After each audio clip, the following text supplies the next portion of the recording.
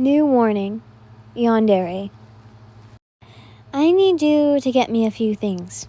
You spoke as you stepped just a little forward. You could see his throat rumble, as if he was growling.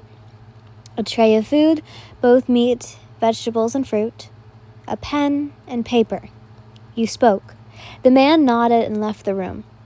You just looked over the creature, slowly moving down to make yourself seem smaller. You just hoped this worked. His muscles seemed to loosen from where they were, still eyeing you with such anger. And soon the man came back in, but two had followed suit. You looked back and saw that they had the items. You got up and walked over to take them. All right now, I want you to open his door and let me in. The three eyes widened. No, the head spat. This thing could kill you. He spat once more. Trust me, I will know when I need to get out. You stared at him intently, and for a few moments, you two just looked at each other. Fine. You and him walked over to the door. Be careful. You nodded, then looked to the door. The door slowly opened and quickly closed behind you when you entered. Hello. I hope you can understand me. You walked in front of him, closest to the fake wall, placing the tray down and scooting it towards him. Hungry? You asked, but it only looked to the food, then back to you. Ah, you must think it's poison, don't you? A random thing you don't have a clue of giving you food? You moved back and moved the tray right in front of you. You pulled off a grape and stuck it into your mouth, chewing as he watched. Then the cooked ham, his eyes perked up at that, his breath normalizing. You then pushed it back to him. Do you know how to write? You asked as he ate all sorts of things that were on the tray.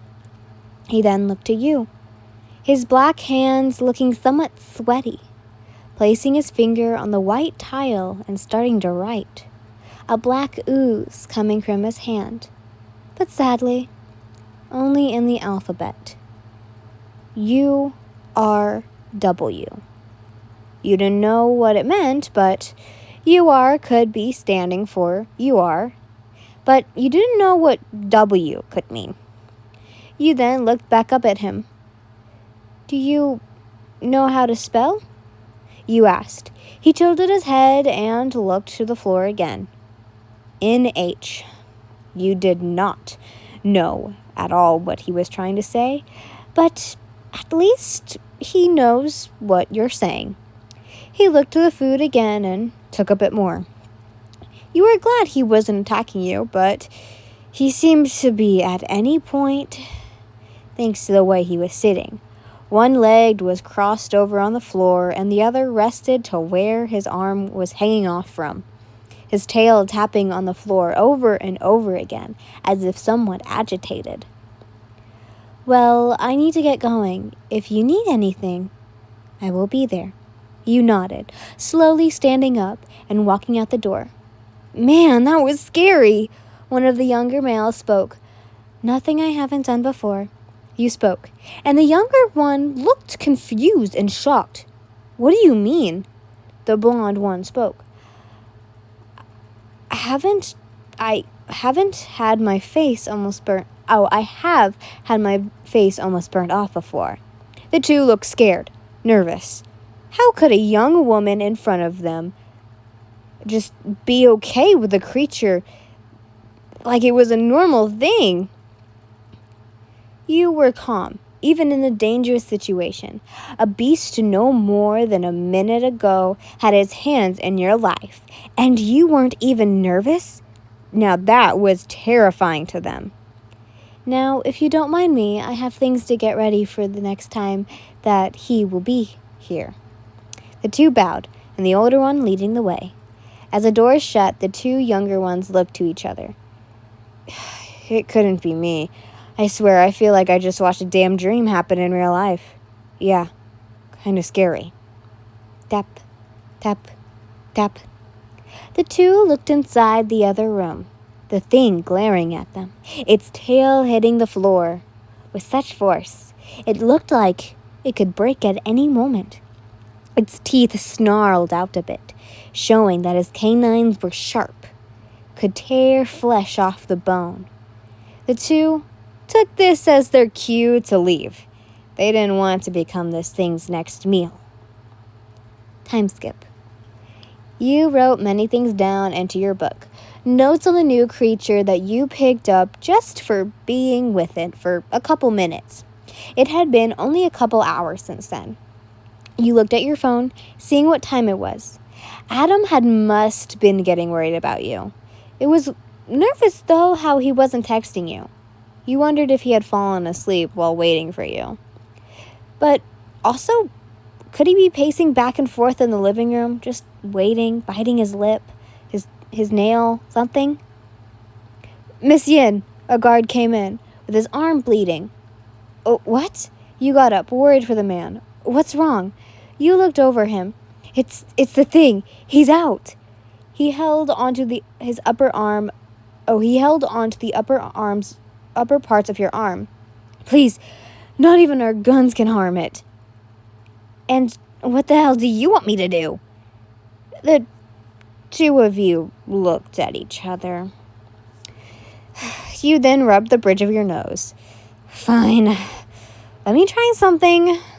But you're going the one to be in trouble if I die. You pushed past him and heard the alarms finally come on, the noise of a man's voice on the intercom and men around, until you finally saw the bodies of men and here and there women. They were alive still, just badly wounded. Finally making your way over to the creature. See, what you can come to figure out was he was like any other normal creature, any normal animal. Don't seem bigger and don't look right into their eyes. He was like any other animal, and you knew it. You didn't know why, but you had called him something, named him. So you just spoke. Bakugo, what's wrong? Why are you so angry? You asked in a calming voice, knowing that it wouldn't scare him. His head slowly turned to you, his tail tapping every once in a while.